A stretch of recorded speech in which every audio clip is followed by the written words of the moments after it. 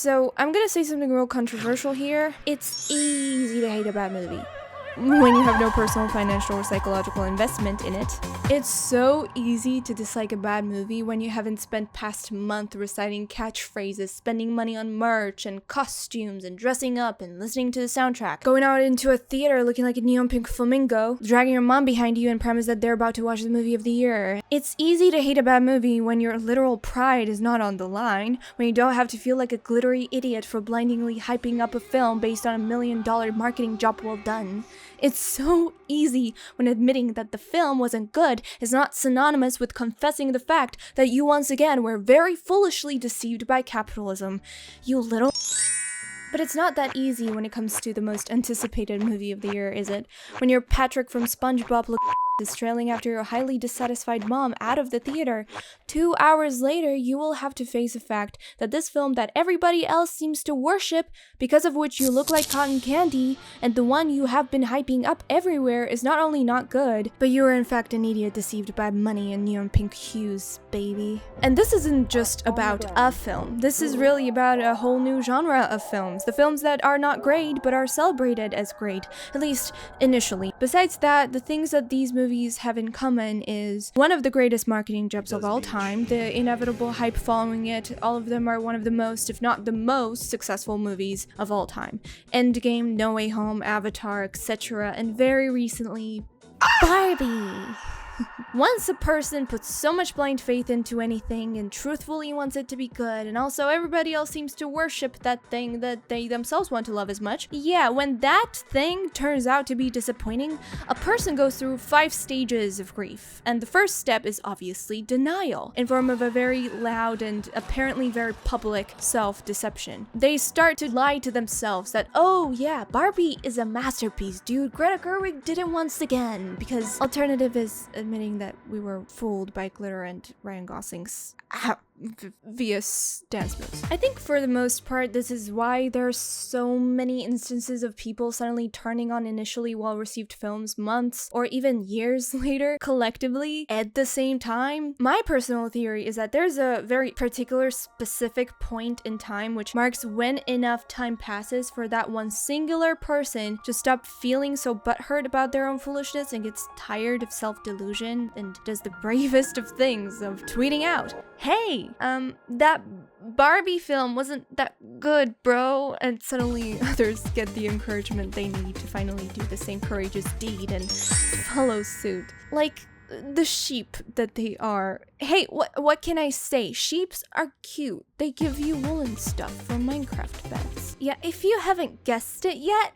I highly dislike Greta Gerwig's Barbie. And I know what you're thinking. You're reading too much into this. This movie is about a doll made for kids, which no, it's not. The amount of political commentary shoehorned into this movie is enough for me to conclude that I have a full right to criticize it through eyes of an adult. And even if it is considered a family film, I still think every basic story owes its consumers at least a basic storytelling and character writing, neither of which, in my opinion, this movie possesses. And for people claiming that it isn't supposed to make sense and it has to be an absurd spectacle because it's a camp, I'm gonna talk about that soon enough. You wait, baby. We're gonna talk about it all. Flat. And I know, it's easy to quickly develop prejudices against me. Of course, she would find something as pink and sparkly and girly as Barbie deplorable in any context. Just look at her channel, and that person could not be more wrong. I grew up in 2000s. To me, those ugly 2000s Barbie animated films are atrocious masterpieces. But before we continue though, I want to say a quick thingy. Excitedly, there's a whole Barbie movie commentary on my Patreon, which you can check out by becoming a Patreon. This video is not sponsored by any company, but it is sponsored by my dear Patreons. It really, really does mean a lot whenever I have to take some time to focus on a bigger project like this one, which took me a few months to say the least. If you want to support me or get some exclusive content like movie commentaries or rambles, you can check out my Patreon. That's it. That's all I wanted to say. Now back to Barbie. Should I be embarrassed for admitting to that as someone who literally has a film and video essay channel? Maybe, but I am not embarrassed for being able to enjoy camp and glitter done well every once in a while. I guess you recognized my sister, Princess Annika. Sister? I can see the resemblance. We all have our guilty pleasures, bitch. Therefore, believe me when I say that I can name a Barbie cartoon with sky-hanging castles and flying talking horse sisters and skating polar bears that has more coherent storytelling, world building, Ollie-like lunch is fine. 12 years of theater for this. and healthier understanding of gender equality. I don't see her. Who? My bear cub. Let me guess. Your cousin? And relationships in 2023's Barbie by Greta Gerwig. Long story short, we're all gonna die. Life is disappointing. Strap in, baby.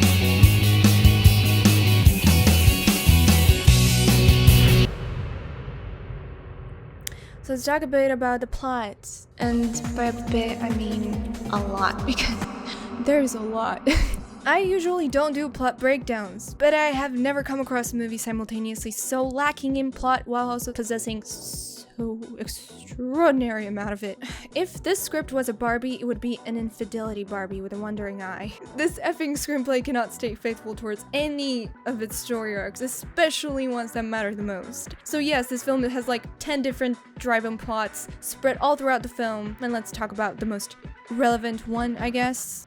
Barbie's character arc and story come into action with a pretty intriguing and inciting incident. Her feet. It's stupid, it's corny, it's funny, whatever. It's the least worst thing about this movie. It does its job setting up the central conflict for the Barbie's character, her inability to fully and functionally perform her role as a stereotypical Barbie in the Barbie land, and logically she embarks on the journey to revert back to her original self, which serves as the main motivation for her character, at least at this point in the story. So the story brings us to the weird Barbie, who serves the role of a mentor, a guide, who introduces us and our protagonist to ways to resolve our central conflict. It is also important to note that in this scene we pick up another storyline about another seemingly central character that we have yet to encounter that is integral to Barbie's own arc. We discover that Barbie is interconnected with a human woman that is affecting her dollness. And the script clearly states you gotta help her to help yourself. Put a pin to that. So Barbie begins her character journey by going to the real world, tasked to find the person projecting their sadness onto her, motivated to resolve the issue, and through this she takes up a role of an active protagonist. In the real world, Barbie discovers such things as prison, sexism, theft, middle school bullies, tears. You know, good stuff, but most importantly, smiling on women. Put a pin to that, because we're gonna come back to that later. Soon enough, Barbie finds herself in the Mattel headquarters, the company that produces her. And when I say that the script is the first draft level of a mess, that becomes the most apparent from this point on, especially because Mattel offers Barbie to literally resolve her central conflict for her and clearly states everything will be back to normal. And everything will be as it was. 20 minutes ago, we established Barbie's main motivation, to revert back to her original self and live in the Barbie land happily ever after, which Mr. Mattel here is offering up to her on a silver platter. And logically, what does Barbie do? 1, 2, 3. She runs away from the very thing she wanted this whole time. Makes sense, right? Which comes in direct opposition to her character motivations. So, what the I have a few ideas why she could have run. I don't know English. None of them make sense, but let's try anyway. A. Barbie does not trust Mattel. Like, okay, but Mattel is literally in charge of the whole Barbie land. Like, no matter how idiotic they might appear, they are the ones that could be the most competent at fixing Barbie, and it would be in their interest in the first place for her to not malfunction, and Barbie knows that. She has no reason to not trust them except point B. Mattel does not have Barbie's personal interests at heart, which, again, the movie does not provide enough grounds for Barbie to assume that in order to run away, besides the point C. Barbie does not trust Mattel because they're men. which sounds stupid and is frankly stupid, but the film makes it obvious that Barbie is not the most fond of Mattel not being ruled by men. Could I just meet the woman in charge?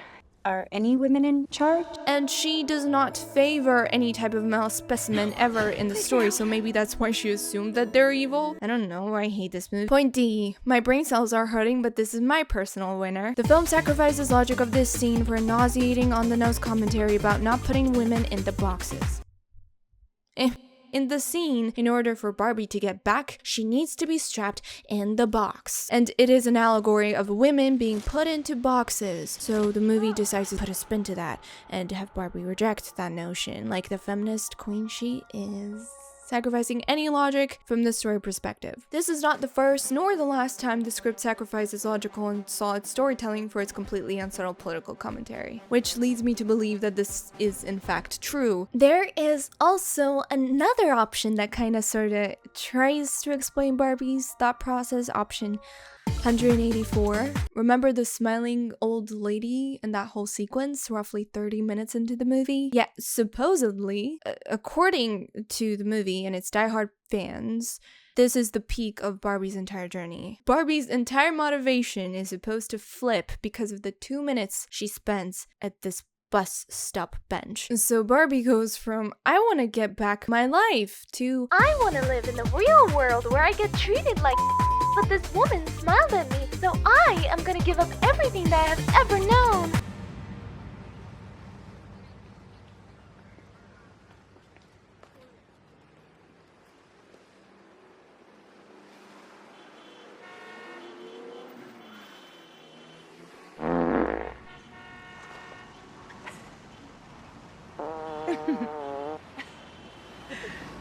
Not to say that this scene is bad, or not good, or does not work, but it's not enough for someone's entire identity, outlook on life, goals, or understanding of how the world functions to change in 30 seconds. That is not how character arcs work. That is not how stories work. That's frankly not how humans work. And what is the point of stories anyway if characters can do 180-degree backflips in span of a minute? And whoever is defending this rash character development, saying that this scene is completely enough and is great at explaining Barbie's sudden shift, is just lying to themselves or does not know how writing works. This scene, you could argue, is beautiful but does not make up for Barbie's non-existent character arc. And none of this makes sense if you put it into the perspective of what happens next in our plot. God. Remember when I mentioned the person because of whom Barbie is malfunctioning that is intertwined with Barbie's own arc and whose story we have to explore in order to complete Barbie's? Because I repeat, you gotta help her to help yourself. Yeah, we and Barbie finally meet her. We realize that the plotline does not consist of a character, but two character arcs in form of a mother-daughter relationship. And what is important to note is that the film from the get-go establishes Barbie's arc would consist of helping out this mother character named Grace. Her name is not Grace, but I don't care. Once we establish that Grace's main character conflict comes from her daughter's neglected behavior, it's obvious that in order for the script to make sense is for Barbie to somehow heal their relationship, while they heal her in return, which may or may not cause her to shift her entire character identity and motivations by the end. That is not what happens. What in the Barbie story were you afraid of? Well, number one, that there wasn't a story.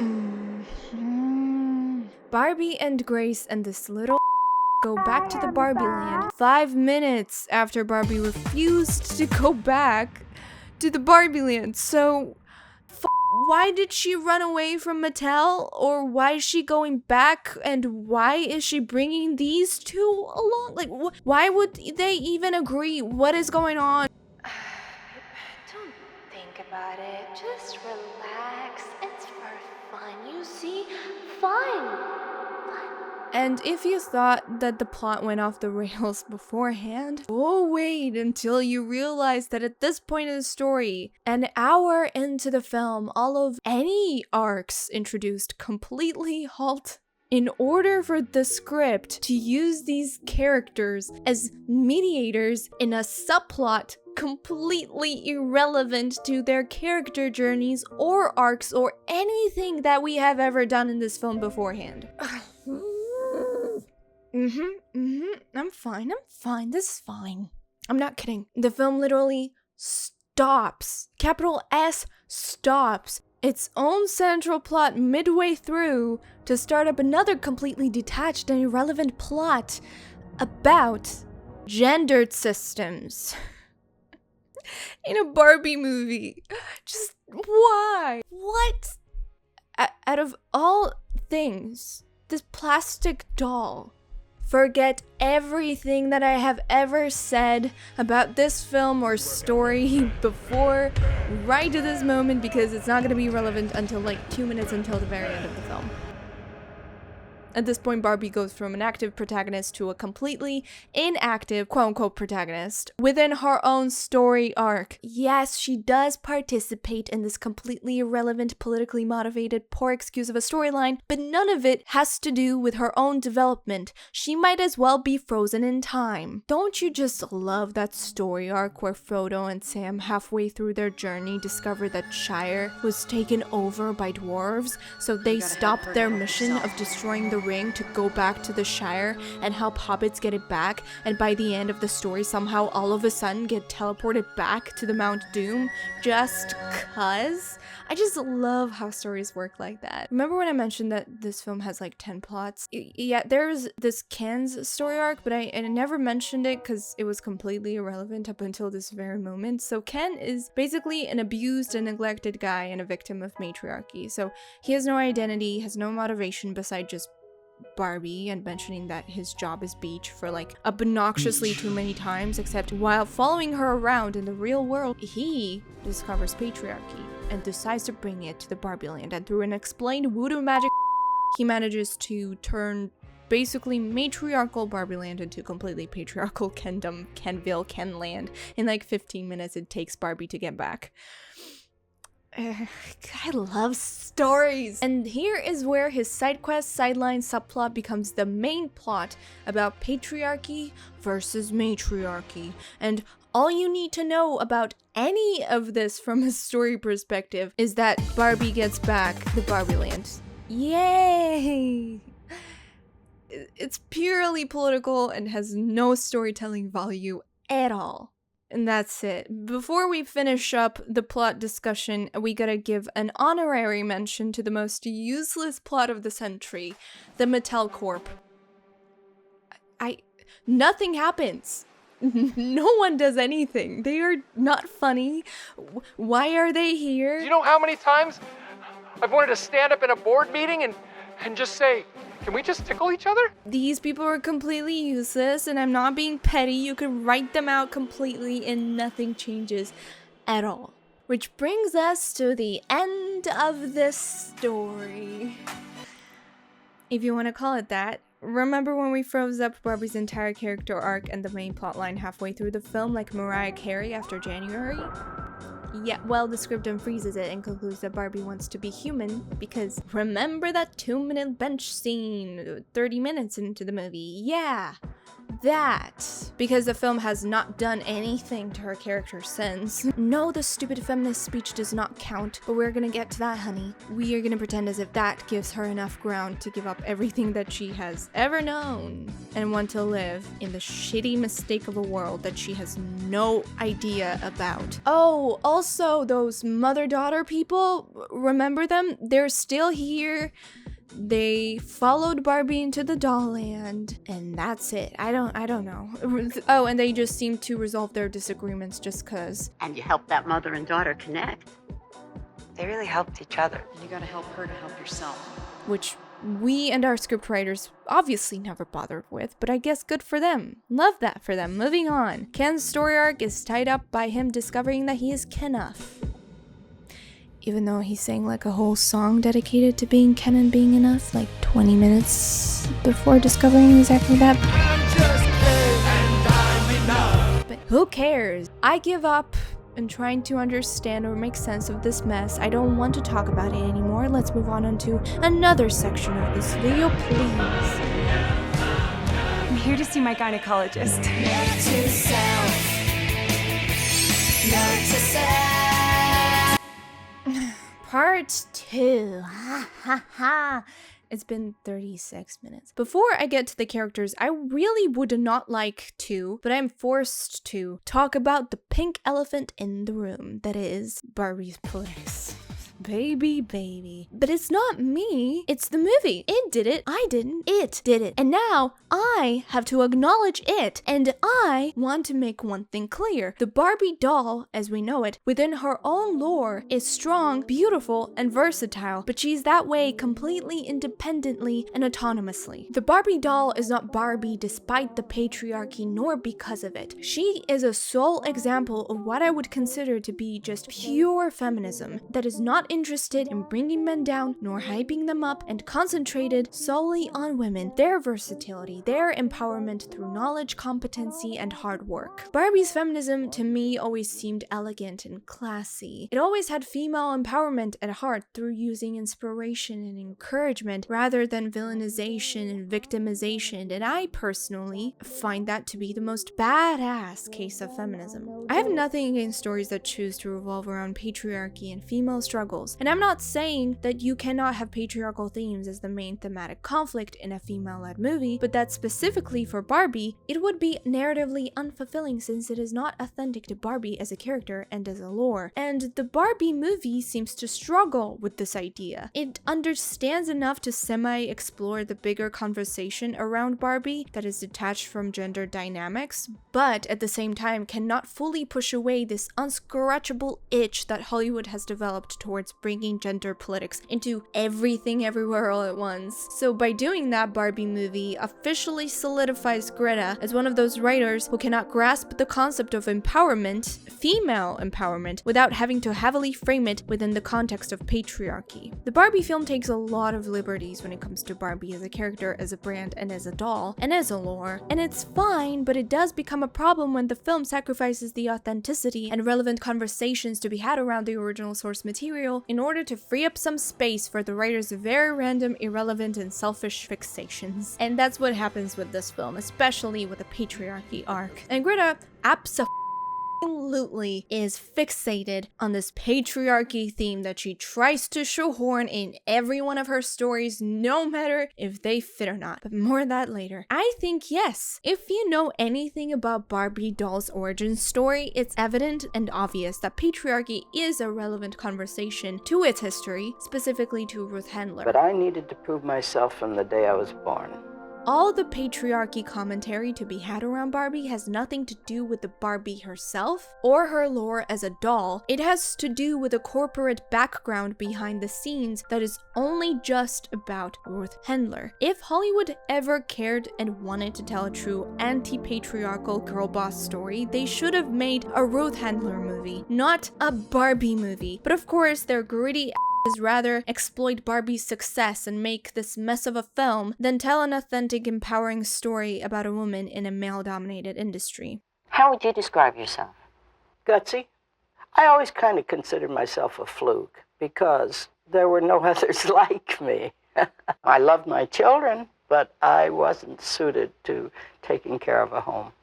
Handler knew what suited her was running a business. And because this concept of gender hierarchies, in my opinion, is very alien and natural to the world of Barbie, it does feel like the film and Greta bend over backwards to make it happen in the story by unnecessarily and completely deviating from the original and authentic narrative and the concept of Barbie. Having to do things like making Ken, a historically sweet himbo boyfriend, a semi-villain for a huge chunk of the film because the historically sweet, kind, and loving Barbie treats Ken like for no reason. Not only that, but as we have established, the movie starts and abandons multiple interesting plot lines because it fails to keep up the facade of being even a tiny bit interested in anything other than how bad the patriarchy is. Barbie had such rich storytelling potential, and you could have explored dynamics between dolls and kids and how it translates into adulthood, reminiscent to the Lego movie, all the self-consciousness or the empowerment that Barbie inspires. You could have had a conversation reminiscent to Legally Blonde and Cindy Crawford in the physics class, call out the toxic relationship between society, color pink and glitter that exists till this day, how society is still prone to judging people based on their appearances and how biased and cruel it may feel. There were endless possibilities where the script could have taken an advantage of Barbie as a character and all the beauty, pink, and taboos that come with her and create something truly inspiring and meaningful. But no, men. That's all we're gonna talk about still. Positively, negatively, we just can't stop talking about men. We just have to completely artificially implant the patriarchal themes into the story that has no need for it in order to waste 90% of our screen time being petty as. That's exactly what it is. It's petty. It's actually embarrassing. Pick me, love me, choose me. I don't care. There are gonna be people that are gonna try to paint me as a pick me or a misogynist for even implying that I dislike existence of patriarchy versus matriarchy themes in this movie. But I disagree. I don't think that I'm being misogynistic for advocating for a story that is solely based on a woman discovering herself, as opposed to a story that takes that option away from itself in order to heavily concentrate on unnecessary and overdone commentary about gender hierarchies. In a good light, in a bad light, I don't care, as long as the outcome is that Barbie's story and arc are completely sidelined for a huge chunk of the film because of that same old commentary of men versus women that is redundant at this point. We interrupt this broadcast to bring you our new radio station, only playing Ken's favorite song. I'm tired. Oh god, this is 30 pages. Ken has always been a sideline doll. Barbie as a brand historically targets female market, causing male dolls to be less played with. But what I don't understand is why movie had to bring it up at all, no less turn into some over-dramatized gender politics. Again, it's barely even a conversation, no less an interesting one we could be having around Barbie and her brand. Yes, Ken is a secondary character in a Barbie lore, and yes, it's okay. That's what happens when you have multiple figures in a story. Some are primal, some are secondary. That's barely a reason to pit them against each other. Again, it's not that you can't or shouldn't. You're just taking away so much premise and interesting concepts around the original brand because you want to push your political agenda. I cannot wait for them to make Sam the antagonist in the next Lord of the Rings reboot simply because he's a secondary character with not much of a lore or a backstory that solely exists to support our main character. I can't wait for his solo number, I'm Just Sam, anywhere else I'd be a tan. That is gonna be a banger. You know why those things would never happen? There are no gender dynamics for Hollywood to exploit there. And I think the exploration and exploitation of the shoehorned dynamics between Kens and Barbies goes so far that the film loses the sight of what is actually important.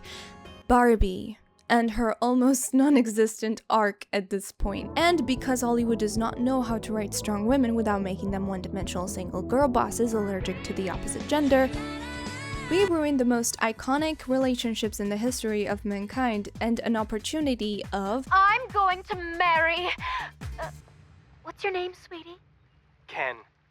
Kent! Having a romantic loving couple in a female-centric story without making it a romance-centric story at all. No. I don't want to marry Graciela. I'm in love with someone else. Kevin! Normalizing that you can have love and other hobbies or tasks in life as a woman, depicting men who are secure enough within their own masculinity to let their girlfriend shine and be at the forefront.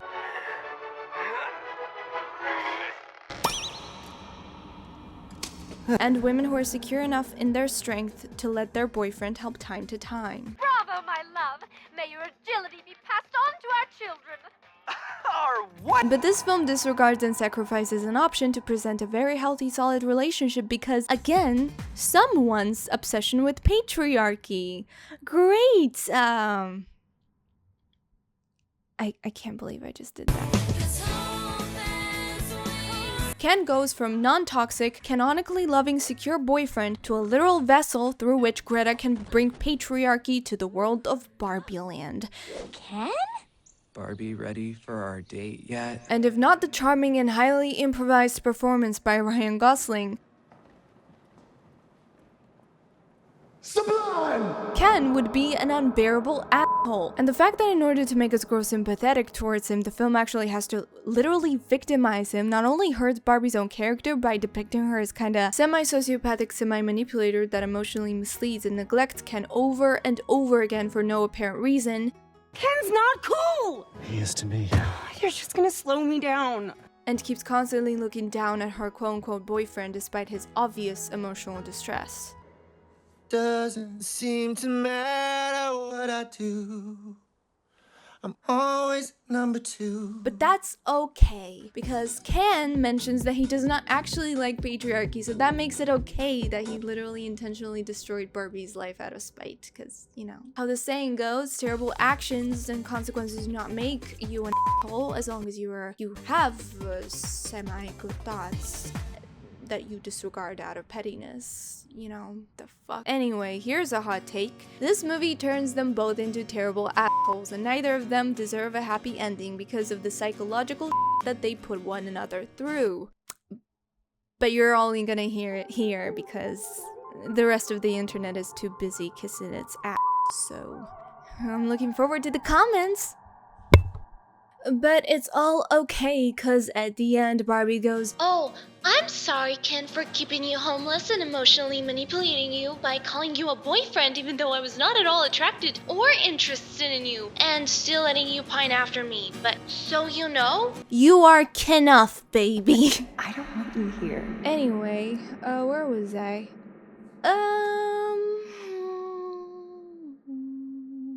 And Ken is like, "Thank you, Barbie. Thank you. That totally makes up for it. I am Kenough. It's not like 20 minutes ago I was busy ruining your life because you rejected me, but it's not the actions that matter. What matters is intentions. No, I am Ken and I'm enough." It's not like I sang this whole lyrics like 2 minutes ago.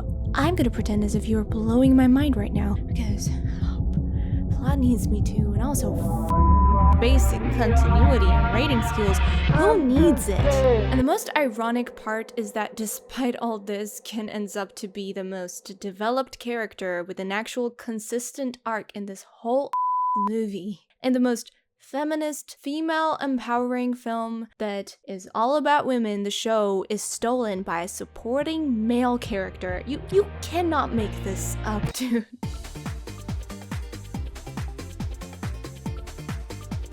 This is why I hate feminist stories that bring up patriarchy politics just for the sake of it, because most of them do not need it with an intention of having a deep explorative commentary, but as a surface-level pity project fueled by pure spite. Therefore, I think the best possible thing a female gender can do for itself is to stop trying to find a villain, stop seeing things in black and white, and mainly concentrate on self-fulfillment and self-development. Everything else only takes away and distracts from your own self-growth. By being petty, you just put the subject of your wrath at the forefront, whether you like it or not, involuntarily still putting men at the top. And this is a sole example of what I think this whole patriarchy versus matriarchy theme is completely counterproductive. It takes away from what is actually important, Barbie's story, and I do believe that Ken gets an active main character treatment more than anybody else in the film, because from the beginning to an end, he's an active participant within his own story arc that, differently from Barbie's, is actually built around gender dynamics. Because of which, the film has to write around anybody else and their arcs, including its own main character, in order to push the same politically motivated surface level narrative that only ever profits Ken's character writing. So, what does the Barbie do then? I wanna push you around.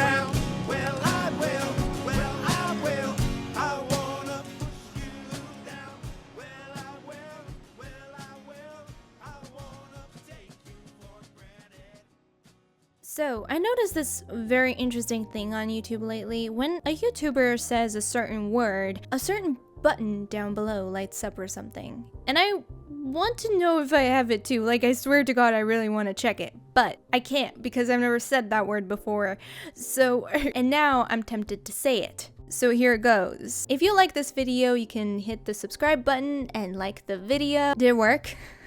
Like, if it didn't, I'm so sorry. I'm so sorry. I swear to God, I'm not tricking you. This is not a trick. This is not a Twitter thing. This is not a scam. And I hope I'm not crazy enough to be hallucinating this. And if it didn't, I'm so sorry. But on a serious note, if you actually like the content and this video, you can actually subscribe. But you don't have to if you don't wanna. It's just fun. So basically, as we have established, this pink-ass story is about the stereotypical Barbie that one day wakes up with a depression and has an existential crisis all of a sudden and decides to visit the real world to discover what's up with her feet that don't Barbie anymore. Again, then we abandon this exact plotline midway through and not remember about it until the very end, when we need to fake semblance of coherency and try to forcibly tie it all up. I want to do the imagining. I don't want to be the idea. Does that make sense? Hey, what can you do? There are like 150 more stupid plots Greta wants to shove into this doll movie, so. After spending barely a few hours in the real world, Barbie goes back to her Barbie land after finding out that all of her insecurities and sadness are just a projection of this one woman who got really sad. I don't get it either. It's a doll movie, who cares? Barbie, again, is a very complex doll and a brand. Not everything is perfect about it. And more so, there are very many things you could argue that overweigh all the good she has to give. Barbie is one of the biggest paradoxes in the world of feminism. She is a proof and an inspiration for young women to be versatile. There's no limit to being a woman. A woman can be anything, can wear anything, but there was also always a huge elephant in the room when it came to the conversation about Barbie, and that was female insecurities. Barbie historically in the past has always been depicted as a perfect creation both mentally and physically. Perfectly symmetrical, blue-eyed, blonde-haired, long legs, slim, tall, etc. And as much of an inspiration she could have been for little kids intellectually, she could have been just as damaging in more of a physical sense. Therefore, the society has been variously hot and cold about the concept of Barbie over the years. The film had all the rights and ability to delve into this concept of what type of consequences does Barbie have on young people, their mental health, and how it presents once they're older. They had an option of displaying Barbie coming across this issue herself for the first time, and it wouldn't be easy to comprehend the idea that after all your life believing that you have been bringing nothing but the joy to the world, that you are the cause of so much suffering, so many plastic surgeries, body issues, dysmorphia, mental issues, eating disorders, and low self-esteem. It would be such a great conflict for Barbie to come across and perhaps have a very justified existential crisis about. It would be so interesting and a huge twist to have the very embodiment of perfection quickly become insecure of her own flawlessness, and how that, of all things, makes her the most relatable she has ever been. That could be coupled with her discovering the real world and how complicated it could be to exist in this life as a person and as a doll once you become conscious of your own existence and its effect on others. It would be interesting to see Barbie at the end accept herself as she is, setting an example for everybody else and maybe even proving herself to be more than just a blonde bimbo. This story came with a huge potential, with the concept of Barbie having to take off her pink-hued sunglasses for the first time and discovered that the world is not pink, it's not black and white, it's complex, and nothing is being delivered on a pink platter. After having a whiplash of all this information given, you would think that the rest of the movie would revolve around her trying to adapt to this whole new world, and learning to find beauty in it while falling in love with independence, freedom that it brings despite the chaos of it all, creativity, and even the idea of mortality, and refuse to go back to the Barbie land. But no, scratch that. We don't need that. Instead, let's have a tantrum about how badly this movie is written for a sec. I am aware that this film is written in a way to make interactions between the characters feel and sound like kids playing dolls, but I thought that the writing concept was exclusive to the dolls, but no, even humans talk like 4-year-olds. Sweden. Right. How much do you weigh? The film addresses all the conflicts and serious issues through the predictable, info-dumpy, expository, ChatGPT-esque robotic dialogue. I don't know the word for it, but I'm conscious, but it's myself that I'm conscious of. I'm not getting any of that. Nothing in this film is remotely subtle. Everything, and I mean everything, is spelled out. The script is not only obnoxious, but it's completely insecure. It has trust issues. You cannot be convinced that some things... I feel what can only be described as admired, but not ogled. Can be implied or sewn into storytelling. No, it has to shove as much dense, unnecessary into its dialogue because it does not trust your ability to understand basic things. I've started to get all these weirdo feelings, like I have fear with no specific object. What is that? It's anxiety. I have it too. They're just awful at this age. I feel amazing.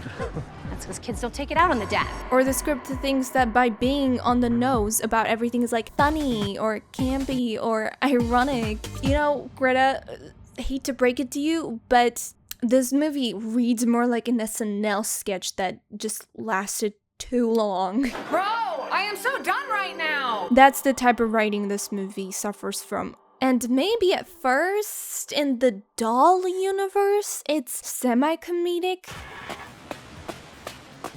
Ken!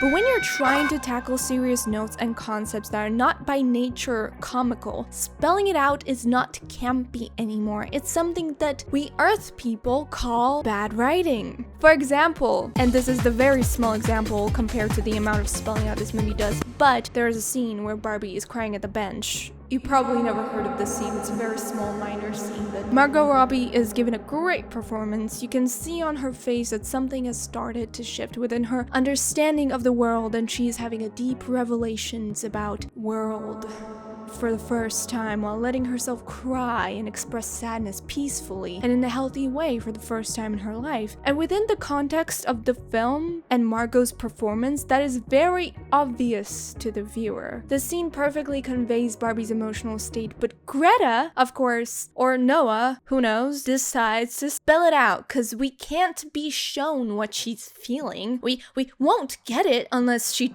tells us what she's feeling. How are you feeling, Barbie? Achy. Good.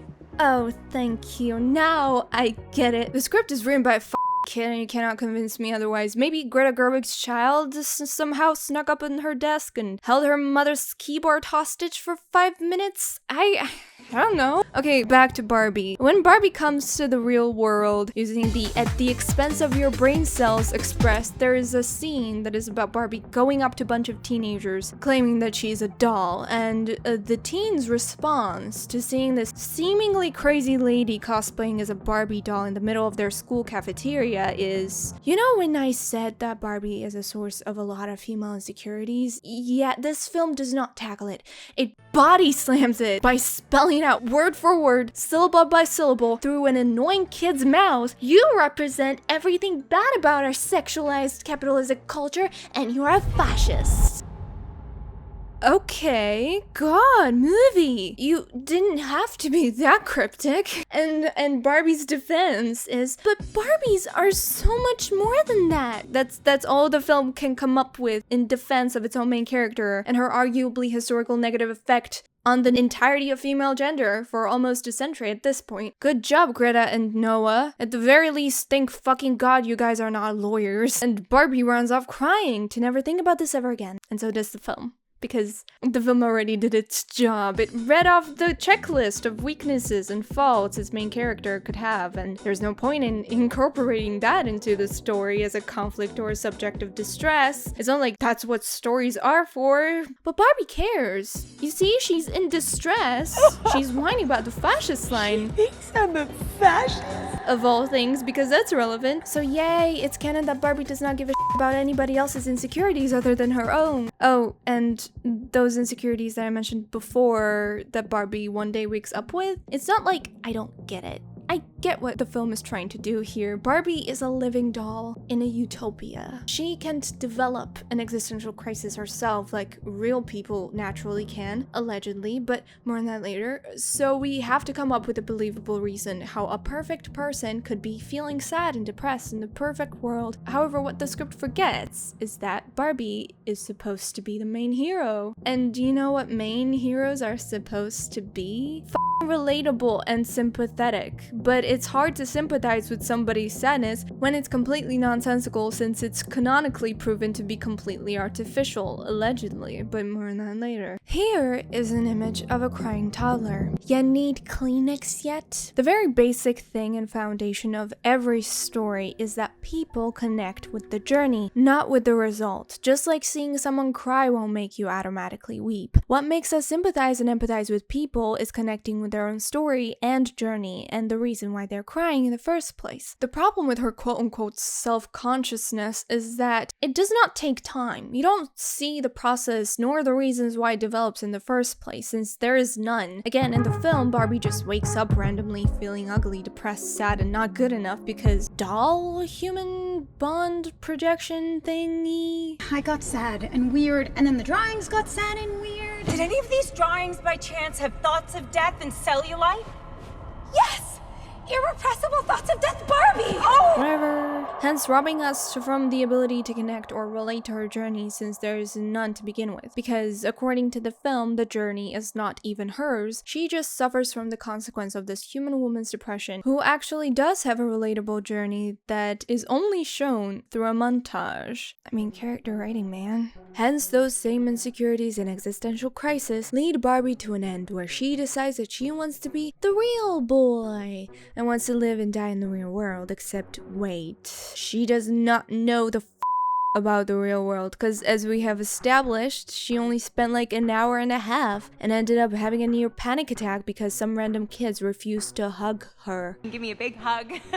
Why would she even like this place? Oh, sorry. It's because the film needs to end, and in order to end, it needs conclusion. But in order to have a conclusion, it has to have a character arc. That movie forgot to set up at all, so we're gonna force the last minute revelation that Barbie's gonna spell out for us, because we're stupid and don't understand basic storytelling. Maybe I'm not Barbie anymore. Yay.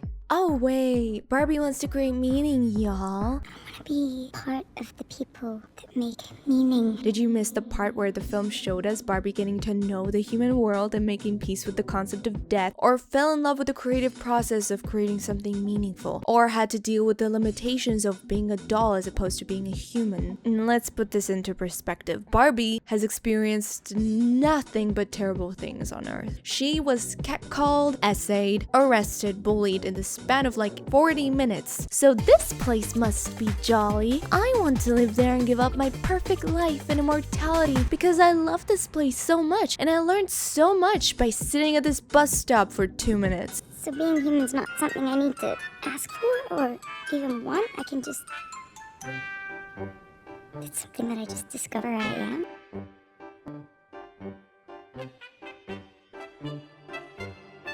Don't fucking excuse the script's low IQ. It's a doll movie. Being a doll movie is not synonymous with being a toddler movie. Its literal target audience is grown adults, and this film has more politics in it than a film about literal atomic bombs. So, I think it can and should spare some brain cells on at least having a decent level character writing. But Greta and Noah are not stupid. They are aware that they completely did not set up Barbie's thirst towards the real world at all. So, like trying to cover up a wound with a duct tape. I can't in good conscience let you take this leap without you knowing what it means. They shove in the last minute montage to make up for all of it, because Barbie discovers what it means to be a human through a montage. Oh, you filmmakers. Could you be any better? I repeat, Barbie discovers the real world through a not at all expository last minute montage that this dead woman shows her of humans having fun.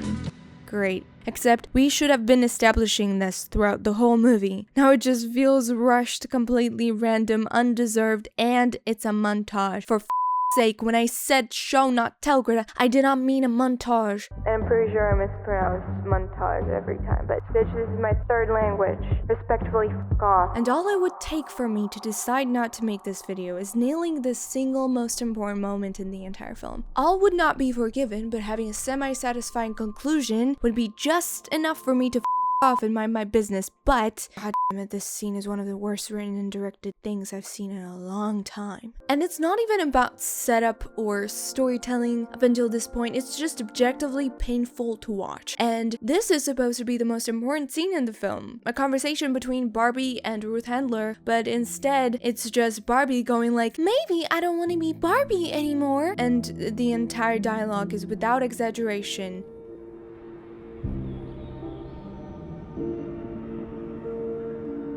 You know, humans have it tough, right? I know. You understand they have to pay taxes and shit. I understand that. And if you have a vagina, you will have to suffer from painful cramps every month. You do get that, right? I do. And you'll probably spend half of your human life sitting in traffic. I know. Girl, how could you... You have never been a human before, am I right? Yeah. You couldn't possibly know anything I'm talking about, right? Or are you just answering yeah to everything I say? Yeah. Because the script has to do last-minute damage control, and writers don't know how people talk. I understand that. And then you die. Yeah. Yeah. That's it. That is the entire dialogue. And when Margot Barbie is not answering in simple affirmatives, she's just spelling out exposition. I don't really feel like Barbie anymore. Maybe I'm not Barbie anymore. I don't want to be the idea. I think one more thing about Barbie's character I need to tackle is the similarities between her and Truman from the Truman Show. I think the writers downright copy-pasted Truman's entire character arc onto Barbie, which was not the best decision, but more on that later. This scene specifically is basically the ending of the Truman Show, minus the good writing and directing. Truman, differently from Barbie, does not pretend or is shown to be artificially knowledgeable or understanding of humanity, or the world he himself has never been a part of. Most of the scene, he stands silently with his back towards the camera, actively listening, but because the script is so good, you don't need to see his facial expressions, nor do we need him to expose his inner turmoil through the dialogue. We are very much aware of it because the entire rest of the script has been all about setting up this singular scene and his inner struggles, fears, and aspirations. We don't need him to say whether or not he's gonna stay. We know the answer. We don't need him to say why he's leaving. We already know the answer. So his silence not only contributes to the scene coming across as a realistic interaction and a breathtaking character moment, but it's also much more powerful than unnecessary last-minute impersonal dialogue like we have in the Barbie. Yeah. Someone said this somewhere, I don't remember, but I agree. This entire ending answers a question the film never bothered to pose. Where is the part where Barbie falls in love with the creative process as opposed to being a creation? Where is it, Greta? Is it hiding behind your matriarchy good, but also not that good, but also kinda good merch? Where's the part where she discovers what it means to be an individual? Where's the part where we're supposed to root for her? Where's the part where the film even explains what's so bad about living in immortal, utopian doll land to want to even consider coming to this hellhole where women get objectified, catcalled, essayed, after only spending 2 minutes in the real world apparently? Men look at me like I'm an object, girls hate me. Everyone thinks I'm crazy and I keep getting arrested. What makes this even more aggravating is that the identity crisis she goes through is caused by her inability to perform her stereotypical Barbie role. But we have established that her unfulfillment itself is also caused by some completely unrelated to her voodoo-like that connects her with some depressed mother who projects their own feelings onto this doll. So here's a question. Where does this voodoo magic end and where does Barbie and her free will begin? When does she stop being forced to be sad and when does she actually start to be sad? Does she ever actually? Does she even have free will? Is any of her sadness her own really? Does she at any point in this film display any ability of emotional independence? And where is that point supposed to be at? Oh, it's all because the film has no semblance of interest in the world building or character arcs. That is only interesting to nerds like me. Because who wants logic in a doll movie? Like it's a fish. Don't you get it? It's a doll. It's about with the dolls.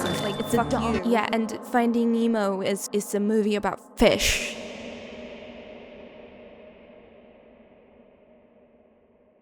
If Greta Gerwig does not give a about delving into female insecurities, developing them, or concluding them in any satisfying way, why does she bother to give Barbie the surface-level, self-hating plotline in the first place, right? Well, it's only there because Greta wants to do what Greta does the most, and I'm even considering that that's the only thing she knows, and the only way she knows how to write her scripts. Give the "it's literally impossible to be a woman" speech. Strap in or f off. I loved your pink outfit though.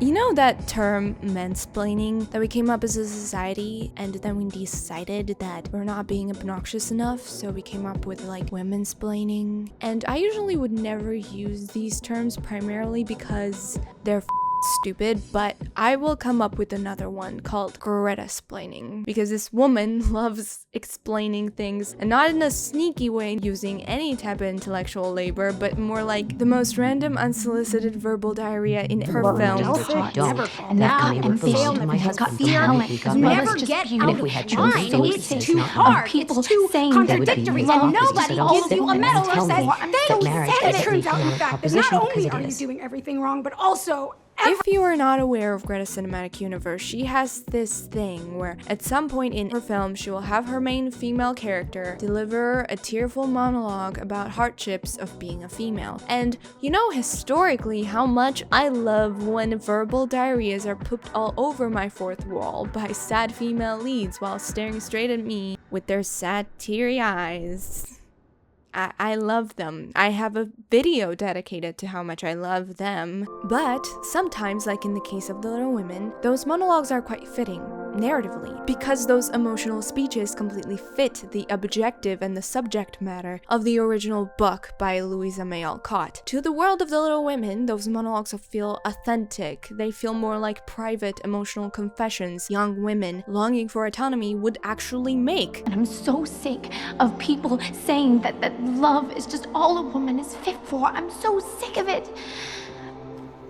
But I'm so lonely. They don't seem like forced, inapplicable, and random rants fed through an invisible earpiece to the characters on screen that have nothing to do with those rants. I'm not gonna try to discredit or devalue anybody who feels represented by this speech, nor am I going to talk about whether or not I find it applicable or realistic. However, I think there is something very ironic and distasteful about the fact that the most inspiring and creative thing female writers can do for other women in Hollywood is to lecture them about how horrible and hard our lives are, according to them. But don't get me wrong, I'm not mad at those problems of ours getting a spotlight. I am not a misogynist. I just expect better from my gender. I'm just very critical, cause I swear to God, we have a lot of to prove. I'm gonna say one thing. You can be a feminist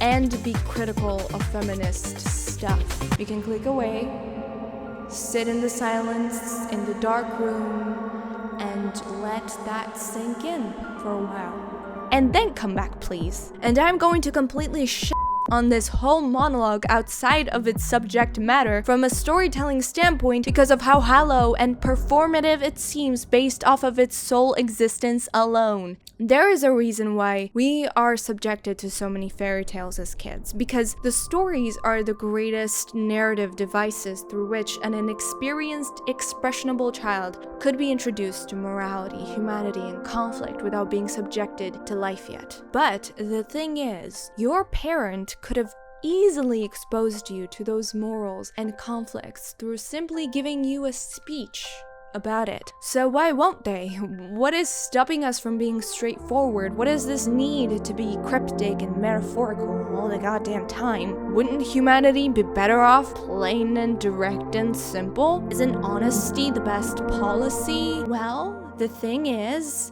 a word is powerful. But you know what is more powerful than a word? 2 words. And you know what is more powerful than 2 words? A sentence. More powerful than a sentence? Paragraph. A chapter. A story. What is the point of creating art or movies or books if we can just cramp it all into a 2-hour-long footage of our main character just reading out the bullet list of the moral lessons we were supposed to learn through the story? Wouldn't that be easier? Yes, and that's the problem. It's lazy, uncreative, and forgettable. And frankly, it would never even ever compare to the impact those same morals could have had sewn into actual storytelling through which the viewers could have drawn their own conclusions, making it 1,000 times more memorable. Basically, what I'm trying to say is morals or issues spoken aloud are theoretical knowledge, but stories give us a way to put them to practice and exercise them in a harmless, third-party fictional environment, learning about things things like hardships, consequences, and lessons without them actually harming us. Speeches and dialogues are conversations, while stories are indirect experiences, and that's why I think it's so important to deliver whatever you have to say narratively rather than telling us those things word by word through a fourth wall, Greta. So, the script refusing to tackle its issues and morals through an effective, hard-hitting narrative, storytelling, and plot, and just simply delivering the most important message it has using a 3-minute-long tantrum verbal diarrhea that reads more like a screen time consuming random intermission is the most unproductive way to deliver the most important message you have. Yes, it is more comprehensible, it better be, since it is as subtle as a sledgehammer, but it lacks the impact, longevity, experience aspect.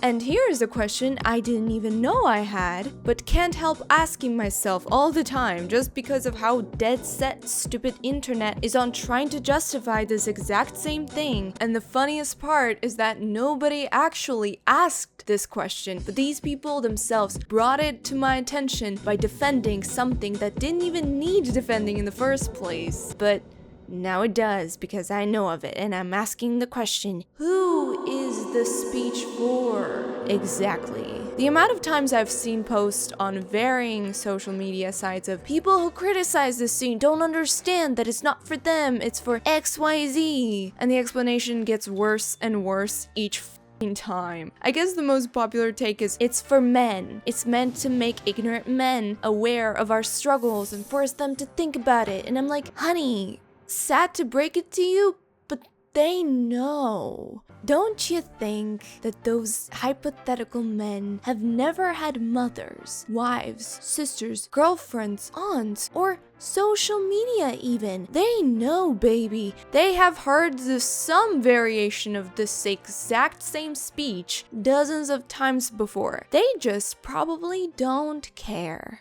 Okay, before anybody comes for me with a knife, first of all, make sure it's pink enough, otherwise I'm gonna be offended. And secondly, I am not saying that men don't care. I'll do you one better. I think that most men not only care, but actively root for our gender. What I'm saying is that these hypothetical men that we're trying to educate here don't exist. All of them know. The difference here is some of them care, and some of them don't. Who you're actually targeting is a group of men who are ignorant, but they are not ignorant because they have never heard a woman complain before, but because they chose to ignore it, because they fucking suck. This speech won't change their minds this time. Most likely, they're not even gonna bother watching this movie to hear this because of the way they are. This is not gonna turn any misogynist man into a female advocate. Thinking this way is just redundant. Well, then who is it for? Then, well, actually, it being this badly written and basic is intentional because it's for 6-year-old girls, obviously, who play with Barbies. I swear this is a take. I have read it. Yes, I want to die. Out there are people who justify the redundancy of this speech by saying that it should exist to educate little kids about patriarchy and hardships of womanhood. First of all,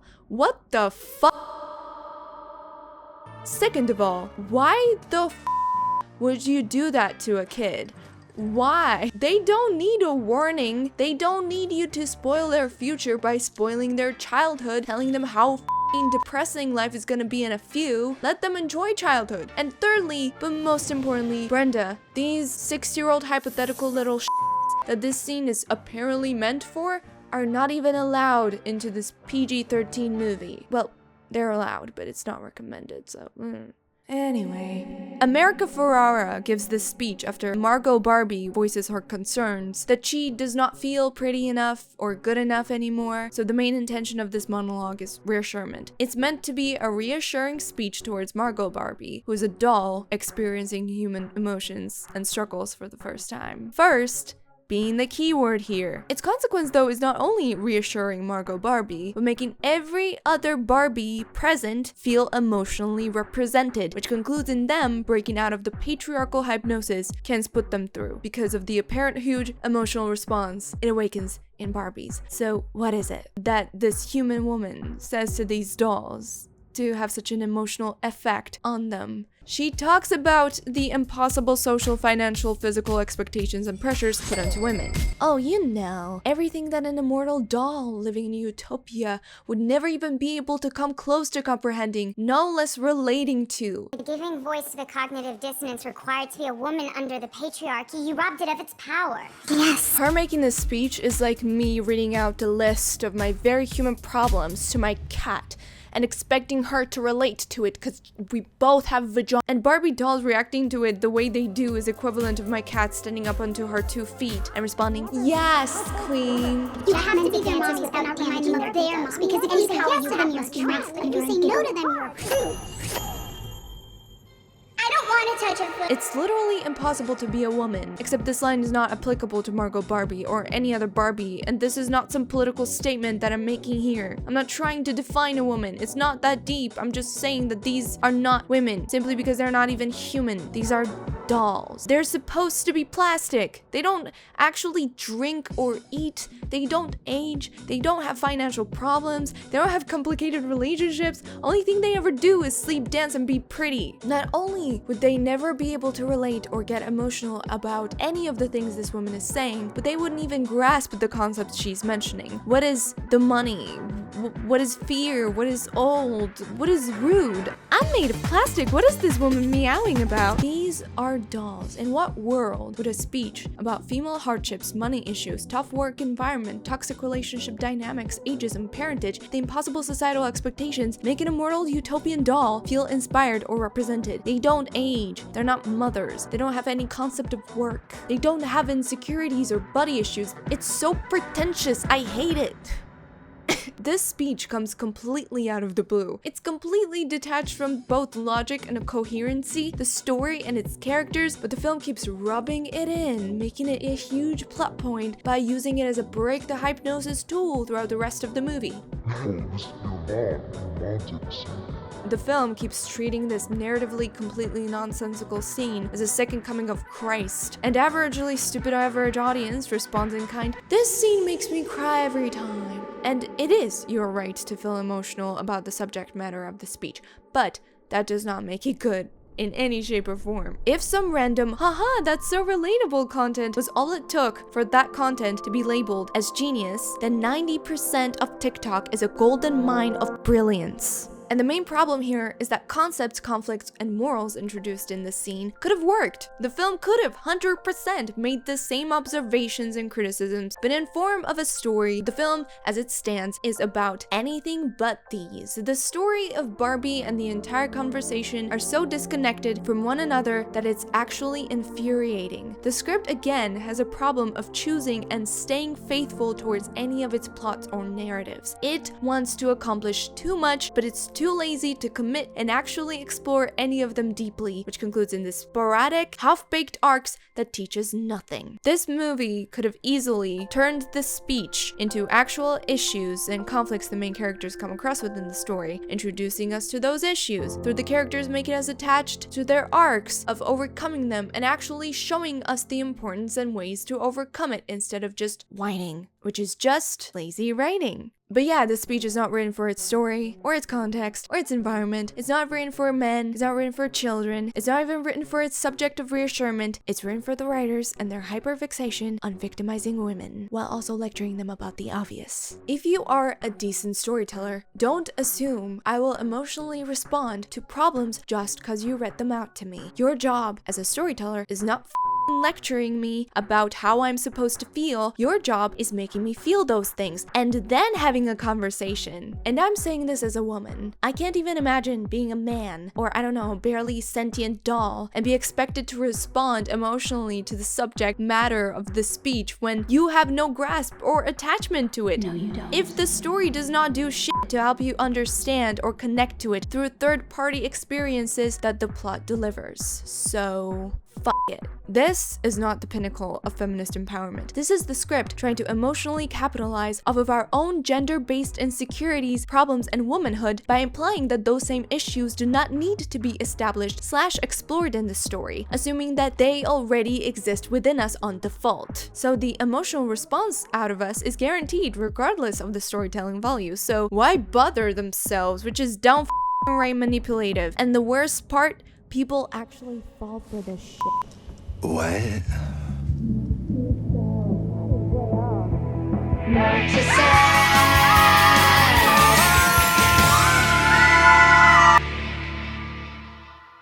Okay, I thought a lot about how I'm going to go about this part of the video in the most effective and comprehensible way in order to make you understand the exact extent and precise measurements of atrociousness of the world building of Barbie without sounding, what's that term? Like pain in the ass? But also, if over-the-top content triggers you, I have no idea how you're still here, baby. Kudos to you. Now, fuck off. So after months worth of circling around this particular aspect of the video, I came to the conclusion to divide it into two subparts. In the first part, I will simply describe Barbie's world building, highlighting how non-existent it is. And in the second fragment, I will highlight the fact that Barbie's world building is a huge lost potential to the point where I'm physically angry and describe exactly what that is and how to fix that. Okay? Okay. Oh, Ken, can you tell a story without world building? Yes. Can you tell a good story without world building? No, you can't. And this applies to every genre, category, or medium of film. It doesn't matter how stupid or silly it has an ambition to be. Without good world building, even the most basic stories fall apart. It's not some niche thing you do when you have an ambition of grandiose. It's an essential component of good storytelling. Component? Anyway, world building allows you as a writer to create a set of boundaries and rules within which your fictional story, world, and characters will be allowed to operate. Without those said boundaries, every plot point becomes a plot convenience and the plot becomes this chaotic mess that constantly contradicts its convoluted self since there is no clear rules or guide that it follows. When the story has no foundational world building, the plot gets all the power, all the say. Therefore, every time the story needs something to happen, no matter how nonsensical or impossible it may seem, it happens. Who's there to stop it anyway? No world building, that's for sure. And because of the lack of established boundaries or rules, these happenings are confusing and are rarely met with any type of resistance or conflict from the story. Basically, good world building keeps a writer away from becoming a god of their own fictional story. Imagine if in Harry Potter there was no such thing as unforgivable curses and everybody could be allowed to freely kill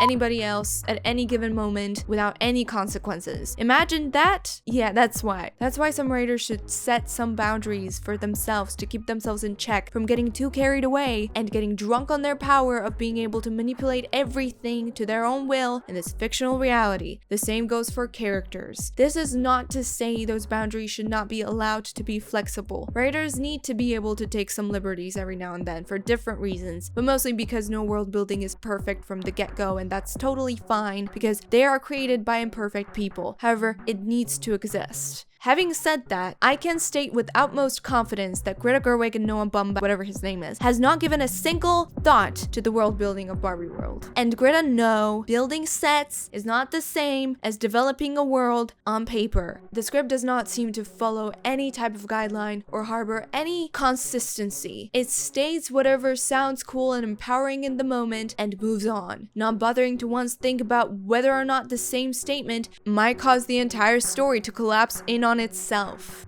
which it does. By the way, I'm gonna try to paint the image of the Barbie world's alleged world building, and I'm gonna try to take notes from the movie. However, don't confuse those notes as established lore. I'm going to go off of either my own assumptions based off of the things that are happening on screen, or some vague statements made by some random characters at some point in the film that are mostly never referenced again, and or are directly contradicted by some other statements made by some other random characters at some point in the film. I mean, you can try, but in my book, no, none of these things count as proper world building. But we're gonna break it down, baby. Don't you worry. Firstly, Barbie Land is a real place. Whether it's in some alternative universe, on a planet Mars, it's a real existing place that you can travel to using magic ponies or roller skates. Or you can go there, and as one wise man said, it's like a town in Sweden. Don't let stupid Reddit threads fool you. And what's the dynamic between Barbie Land and the real world? Good question. I have no idea, and neither does the film. Is Barbie Land like an alternate reality, or is it like a place where your imagination... Yes. Okay. The lines are so blurred between the real inhabited human world and the land of plastic dolls that humans and dolls can travel back and forth between these two drastically different, completely separate realities without any change or problems whatsoever. Basically, anyone can do anything in this movie because plot and none of it is treated as a conflict or an obstacle characters could overcome. Just strap on your rollerblades and you're gonna be fine. The film also hints at, and you would logically assume that this is the case, that the secret hidden reality of the plastic dolls would be under control of Mattel. You know, the company responsible for the existence and production of the toys inhabiting Barbie Land. Unless you assume that the dolls in the Barbie Land are autonomous, winky wink, Mattel would be mostly in charge of them, outside of the kids' influence. Don't blame me, blame Mattel, they make the rules. However, the film completely messes with this concept by having the Barbie Land and toys influence Mattel and a whole world in return. Just cuz. Like, when Ken's take over, suddenly Mojo Dojo Casa houses become the best-selling Mattel products. These Mojo Dojo Casa houses are literally flying off the shelves. The kids are clamoring for them. Ken is on t-shirts, mugs. It's the #1 tattoo. So what the is the dynamic here? Who's the boss? So physical projections of 11-inch plastic things in a very vague and abstract doll land is of undisclosed location have enough power to influence economy, sales, decision-making, and free will of millions. This movie. But other than the fact that Barbie Land does physically exist, the only thing that I can be sure of, I guess, is that humans are aware of it. Of course, 99% of normies, like the mother and the daughter, have no idea, but the film makes it clear that Mattel does know. However, I don't understand how this receptionist that works infinitely closer to Mattel himself, Barbie in the real world. That's impossible. Has no idea while this random worker from the trenches knows. This happened before. What? When? I heard about 10 years ago, a woman named Skipper turned up at some family's home in Key West, asked to babysit the kids. But it's not just Mattel, it's also some other little organization that you might know of. Hello? This is Dan at the FBI. 2 of your dogs have gotten loose. We're gonna need Mattel's help landing the Eagle. FBI knows of the dolls and does not want them loose. Put a pin to that and let's move on. Let's move on to the other world building aspect of this movie that bugs the hell out of me, which is, what is Barbies? And the question of their autonomy. Do Barbies have free will? Based off of the visual storytelling and literally any other thing that goes on in the Barbie Land, and don't even get me started on the fact that they're supposed to represent toys made of plastic and rubber. No, almost everything in this film from the visual standpoint engineers the reality that Barbie's entire routines, behaviors, interests, personalities, feelings, emotions are inherently directed by kids. So no, they're not autonomous, right? Haha, this is why world building is important, Greta, so you don't slip over the lines like this. But if you ask me, you had something to do with this too. Me? Takes 2 to rip a portal. You had something to do with it too. When Barbie is made aware of the fact that her feelings are influenced by an outer world, she's also told that it takes 2 to rip a portal. 2! Intentionally or unintentionally establishing that Barbie does have some semblance of free will. I have no other interpretation of this statement. It straight up states that Barbie does have autonomy, at least to an extent. She does contribute to her own emotions, other than the fact that somehow, someway, as abstractly as possible, the portal is ripped. The film never gives a logical explanation or a reason why or how stereotypical Barbie could be any different from any other Barbie in the Barbie Land. Therefore, I take a legitimate right to assume that just like Margot, every single Barbie in the Barbie Land has equal ability to display autonomous capabilities. Hence, Barbies, according to whatever the film decides is cool enough to state in the moment, are conscious humanoid beings that exhibit capabilities of self-governance. So here's a question: what makes them different from people then? The lack of genitals? So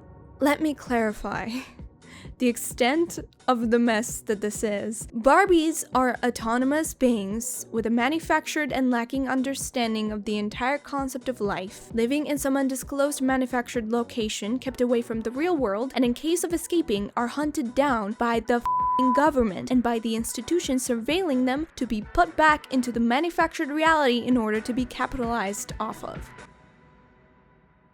And Greta, this is why you concern yourself with basic world building, because otherwise the world is gonna build itself for you and you ain't gonna like what you get, okay? My personal take is that all of this is caused by the writer's storytelling ambitions of casting Barbie's character specifically in a Truman-esque light. It's so obvious that Barbie's journey is highly influenced by the Truman Show. The film wanted to give her the same conclusion as Truman, but the thing is, the setup and the context of these two character journeys could not be more different. So writing Barbie as a humanoid escaping the only reality they have ever known to set themselves free and live autonomously in the real world, without taking the conflicting and clashing world structures into account, causes the world of Barbieland to spiral completely out of control and offer us a reality that is completely detached from its intended purpose and starts unknowingly mimicking Truman's world building. And believe me when I say, Greta, you don't want the Barbieland to have anything in common with the Sea Heaven Island. In order to get to the conclusion just like Truman, Barbie needs to exhibit free will. She needs to be set in an environment that is suffocating to her, an institution that she needs to escape to be free, and also a parent figure that is going to give her one last emotional speech before she steps into— We have no parent figure, sir. What? Well, the parent figure, sir, she passed, sir. She's been dead since 2002. Then we're gonna introduce ghosts then. And because of the lack of boundaries and rules, the plot can afford to bend over backwards to allow those things to happen without any problems, in which case the entire quote-unquote world collapses in on itself and becomes this contrived, illogical, contradicting, chaotic mess. And if we follow the logical thread to the worst case scenario, we get a Barbieland that is a Sea Heaven-esque town in Sweden that imprisons unsuspecting individuals without genitals. Great. In addition to this, the script does that annoying thing that the of scripts do. The infamous, I'm bad, but I'm also self-referential, therefore I'm genius. Is Barbieland like an alternate reality, or is it like a place where your imagination... Every single time the script tries to justify its own reckless attitude towards its own foundation. Weird, I know. Best if you don't think about it too much. Tries to set up a reality that is even remotely believable or livable, starts to actually ask valid questions about its world. And how do I get back? The same way you came, but in reverse. Like I should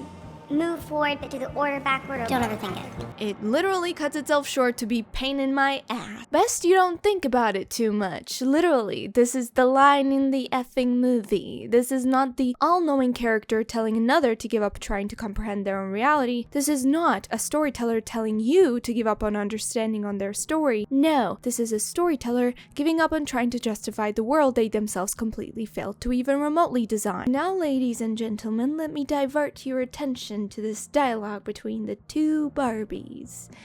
And you have to find the girl who's playing with you. Playing with me. We're all being played with, babe. So this scene gives us the info that the dolls in the Barbieland are supposedly semi-sentient, real-life manifestations of physical dolls in the real world. So for that logic to work, seemingly for every Barbie doll there has to be a Barbieland Barbie, and for every Barbieland Barbie there must be a Barbie doll in real life. Additionally, both Mattel and Ruth Handler treat and refer to both Margot Barbie and the Barbieland as one and only, so don't effing other Barbielands me. Nothing alludes to that, you little Reddit rat. Since its creation, Mattel has developed thousands of different kinds of Barbies, and since then they have sold more than 1 billion of dolls. So here's a nice bit of trivia for you. How many stereotypical Barbies do you think exist in the real world right now? How many of those exists in the Barbieland? According to the film, there's one singular stereotypical Barbie in the singular Barbieland. So, is she supposed to be a manifestation of all millions of stereotypical Barbie dolls in the real world?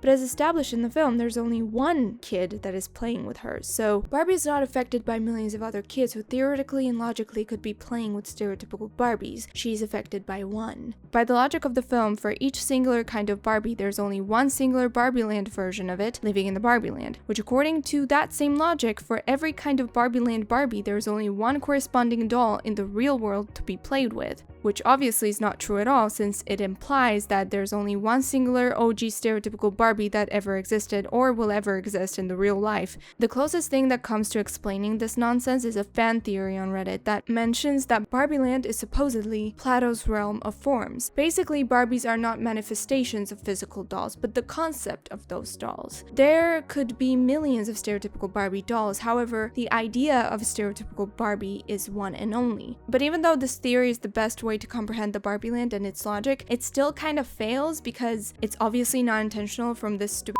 script that is its own enemy. This theory is very easily disputed. Find the girl who's playing. By the fact that this movie is dead set at implying Find the girl who's playing with that Barbie has a physical equivalent of her being played with by a single kid in the real world. And additionally, if there's a portal being ripped for whatever reason between a kid and a Barbie, if we assume that there has been millions of other kids in the past and in the present playing with her simultaneously, you would assume that very thing would happen more often, or at least once more. Especially considering that the only explanation the movie gives is a person who played with you got sad. And if we assume that Barbie is a never-changing concept, wouldn't you think that at some point in the last century or so, some other kid would get sad at some point? So as much as I appreciate this fan theory, it's completely unintentional from the film's part. The film does not treat Barbie as a concept. There is nothing more to this world building than meets the eye. And the line of "the ideas live forever" is not as much of a nod to this theory being true, as much it is the poorest of attempts of doing last-minute damage control to paint human mortality in a favorable light. Now let's talk about the Lego Movie. I know I'm full of surprises. What can you say? These are the same movie, except one is a magnum opus of films, and the second one might actually win an Oscar, so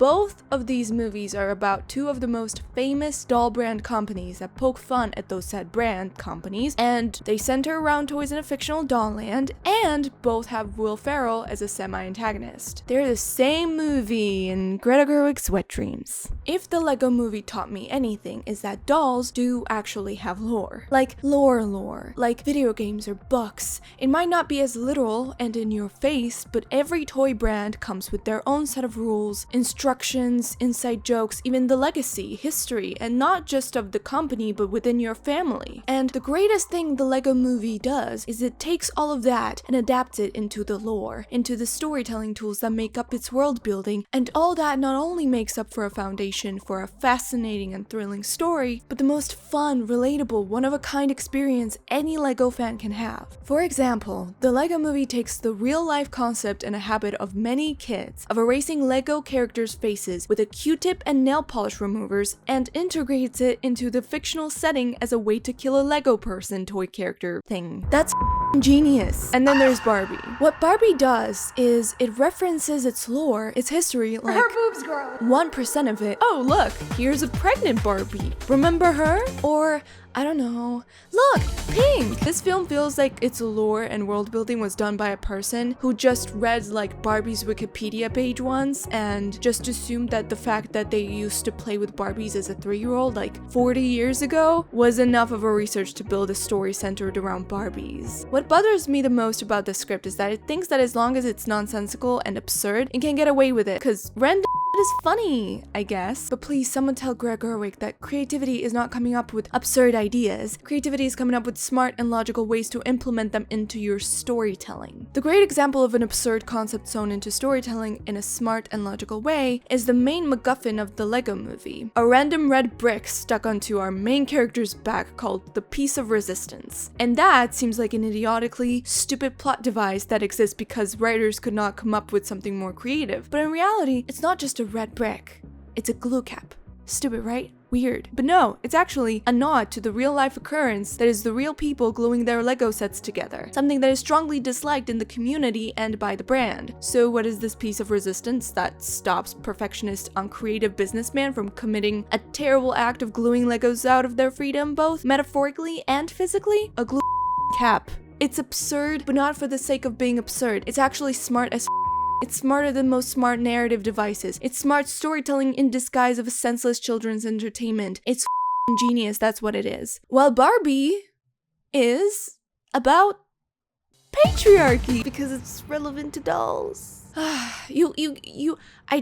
can't get over just how out of tune this movie is with its own basic concept. And more than ever in this part of the video, you could rightfully call me out on taking it too personal or being subjective or petty. But if a person calling out a bunch of millionaires on having a collective creative range of a teaspoon triggers you, I would respectfully divert your attention to this beautiful, sparkly, glittery, pink exit door. Please do unbuckle your neon seatbelts. Now, the Lego Movie is is a masterclass in terms of taking an inanimate object, a fan-made short film, a thread filled with facts about bricks, really specific abstract concepts, and converting those not into just a spectacle for the spectacle's sake, not just something referential, but something meaningful. And that's the most disappointing. The range and creative world building and storytelling potential Barbie had as a basically shape-shifting chameleon with the hundreds of thousands of skill sets would give any good storyteller a just like the Lego movie, the film could have taken that and sewn it into the plot, into the story, utilized the most important and known asset of Barbie's property and made it into something creatively meaningful. But Barbie, the movie, wastes all of this on simple references or politics. Look, we have Barbie politician because, fun fact, women can be politicians and Barbie is a woman and a politician. Isn't that great? Isn't that the best movie you've ever seen? There is a difference between displaying and utilizing. But what does that even mean? How could this single attribute of Barbie that is already clearly demonstrated in the film be used any more efficiently, storytelling wise or world building wise? So in order to explain this, I'm gonna have to do something I really try to avoid doing, but I also feel like this video would be incomplete if I don't. So I'm gonna try to rework Barbie into a better film. I'm gonna try to not be obnoxious about this. Obviously, there is a reason I'm not writing scripts. Neither am I gonna go on for hours trying to fix and answer every plot hole or question that I post, because A, I'm not gonna spend any more brain cells on this freaking dumbassery than is strictly necessary. B, differently from some other people, I'm in fact not getting paid millions to write this. And I'm gonna try to make this as short as possible, because believe me, there's nobody in the world who wants to get off this subject more than me. And obviously I'm gonna go back to the idea of Barbie's main attribute being her versatility and ability to be anything, really. As the movie displays, all the Barbies and even Kens have their own individual set-in-stone skills, abilities, careers, identities as dolls. But what if this was not just a gimmicky quirk used as a finger-pointy reference, but actual part of the world building that poses as the most integral sorting system of the Barbie land that strictly dictates placements for each Barbie? Building the world through that lens creates a story about a land where all the Barbies are quote-unquote born with amazing abilities, careers, and jobs, making the centerpiece of that story the only Barbie without a specific ability, career, or accomplishment, where the only thing she possesses and is known for is being pretty and stereotypical.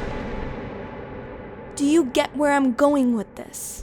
That would explain Barbie's feeling of ever-growing inadequacy within the Barbie land, with an increasing dissatisfaction of being reduced to her pretty face all the time. But however or whenever she steps out into the real world, her entire worldview shudders when she discovers freedom and learns that a person can be multiple things at once, can evolve and change, starts developing ambitions that Barbie land cannot offer because we set a strict world-building rule where all Barbies are restricted to one single identity. Instead of half-assed explanations and ending, we get a satisfying character journey, and with that a whole bouquet of commentary about superficialism, objectification, and social pressure. That single-ass, small correction is all it takes for Barbie's arc to go from non-existent to so much more understandable, relatable, and justifiable. Only if this movie was not just a first draft. I like to also daydream about the script utilizing the real-life phenomenon of Barbie's absurd set of skills as storytelling tools, like instead of never explaining how Barbie dolls can go back and forth between the real world and the Barbie land, there was a specific crazy scientist Barbie who specializes in interdimensional travel, and that's how they managed to get to the real world instead of haha, rollerblades. That's so random, therefore it's funny, right? Anyway, life is disappointing, it's okay. You see, Greta and Greta's husband, this is what happens when you take the attention away from the misplaced politics and focus on the subject of your story, its lore, and its real world attributes. You potentially make a cult classic like the Lego movie instead of a piece of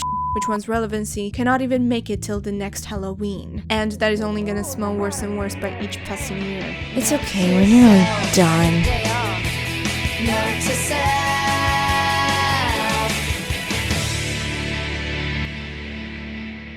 It's been so many pages and I still feel like I haven't even said half of this stuff I wanted to say. It's so hard to conclude something that is so ever-evolving and endless. Writing this whole thing made me feel like Hercules fighting the freaking Hydras. Except I'm not a Greek god with bottomless strength and patience. I'm just a little girl whose disappointment is immeasurable and day is ruined. You can't be disappointed by things you're indifferent towards. Only things and people that you actually trust, believe in, and are passionate passion towards can awaken something so visceral in you. When we watch a bad movie, our response to it is highly dependent on the level of our disappointment, which is directly tied to the level of our investment. Lesser the investment, the more we lean towards denial and self-delusion, and on an extreme occasion, indifference. But more we are invested and passionate towards things, the more we tend to be taken over by anger and exaggeration. My disappointment in the film did not come from my investment in the Barbie's prospect as much as it came from my investment in the people making it. I always thought that the writers of this specific film were arguably two of the most promising in Hollywood, with so many intriguing projects at hand, one of which is Marriage Story. Marriage Story. Greta Gerwig and Noah Baumbach always used to strike me as deeply passionate, intimate storytellers who always seemed to follow their guts as opposed to current Hollywood trends, which I always found admirable, even if their projects did not resonate with me on a personal level. And I thought it would be especially intriguing and refreshing to see their takes on something so larger than life, like Barbie. I thought that the intimate and deeply personal ways they tend to make their films, mixed with the term blockbuster, would offer us something very close to groundbreaking. And now, I realize that this is the exact same thing that is one of two things that completely failed this movie. People who tend to write and direct films that are usually highly personal to them might not know what to do when faced with the task of applying that same principle to something they're not themselves that intimate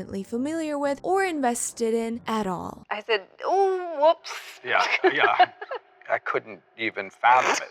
Well, I mean, his issue with it was that there was no character and there was no story. I didn't mind that so much as that. You did. You told me there's no character and there's no story. Wait, isn't Barbie a character? No, she doesn't have like a personality or like a... I think you said at the beginning you were also terrified. You thought that it could be a career killer. What in the Barbie story were you afraid of?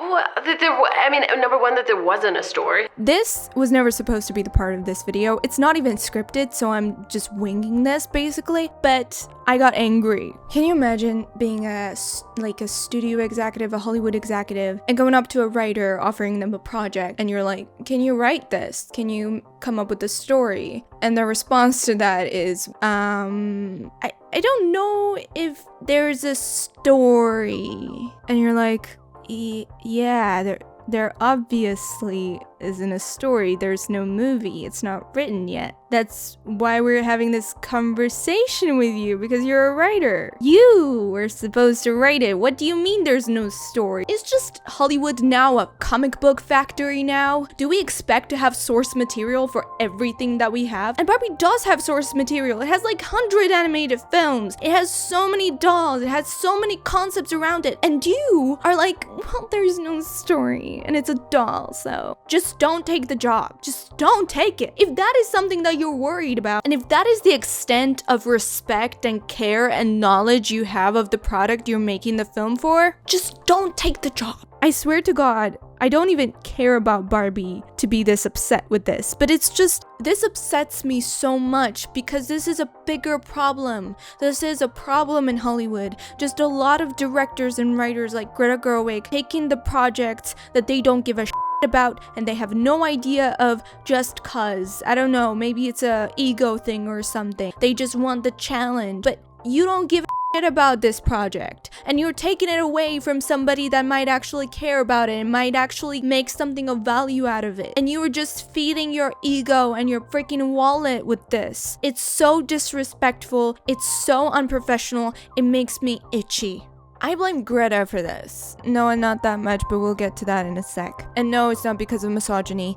I'll explain it. And I think, yeah, Greta and Noah clearly did not give a shit about Barbie, or her lore, or her legacy. At least not too much. And even if they did, I think their overwhelming craving to blindly project onto every single project they do compromises their ability to write films, characters, or concepts that are not only bigger than their interests, philosophy, or political aspirations, but bigger than life itself, which Barbie is. And I think the solution the writers found was not to take a step back as personalities and voices in the story, but do the opposite and artificially downsize the scale of Barbie's legacy and potential as a storytelling tool to make space space to artificially implant commentaries they actually do care about and are passionate towards. Intimate and personal is how they know how to write films, which is not a bad thing at all. It's just not applicable to these types of projects. If you are incapable of taking a step back as a persona and given the very project you were hired for the spotlight, you should not get hired for these types of projects. I'm not saying that you cannot put your spin to it or have your vision, but that it's a very thin line to cross, and by projecting all over it, you will do yourself and the project a disservice. In these types of cases, instead, focus on your own creative pieces where you have as much spotlight as you wish.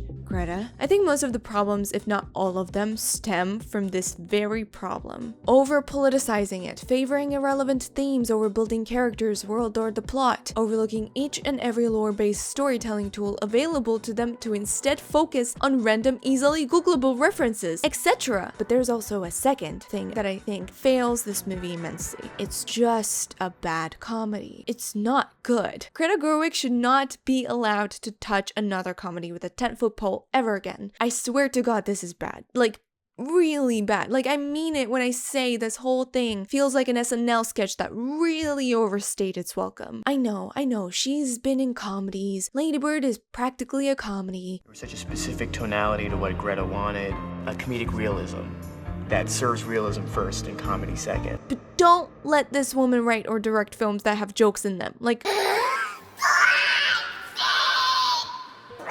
proper jokes. Like, you should heal up in no time. Actually, in the time that it took for me to say that sentence, you healed. Ones you have to crack, like, out loud. Just explain to them the immaculate, impeccable, seamless garment of logic that is patriarchy, and they crumbled. Oh my God, this is like in the 1500s with the indigenous people and smallpox. They had no defenses against it. Yeah.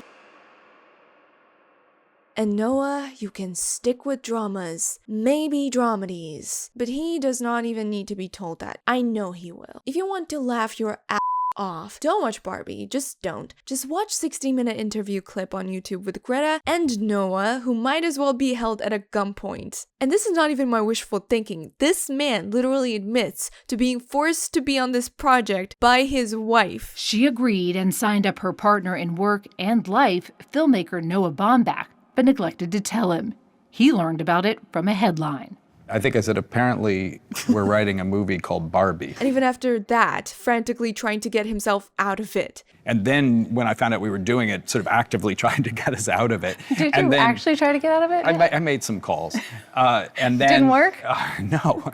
He made a few calls. Do you know what that means? Do you know how much a person should dread being associated with a potentially very highly profitable blockbuster to do that? And he so obviously cannot even stand the concept of Barbie. It's hilarious. I didn't mind that so much as that you did. You told me there's no character. This stuff is gold. How often do you see a Hollywood writer, against their own will, making a billion-dollar cash grab project and looking so miserable for it? But back to the jokes. Not only are the jokes badly written, they're also badly directed and terribly edited. And even the score did not get the memo. Like, even my jokes are saved by absurd editing and overly loud and obnoxious background music. How can a billion-dollar film fail at this? And at last, let's end on a good note and talk about a single great thing about this movie.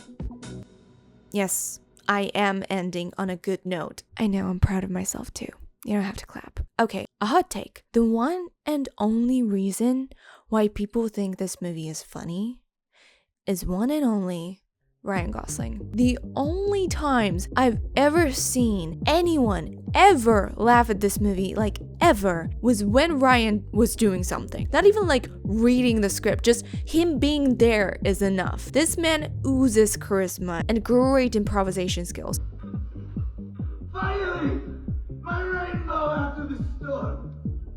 My pot of gold! It was not my lips you kissed, but my soul! Her milkshake brings this joy to the yard!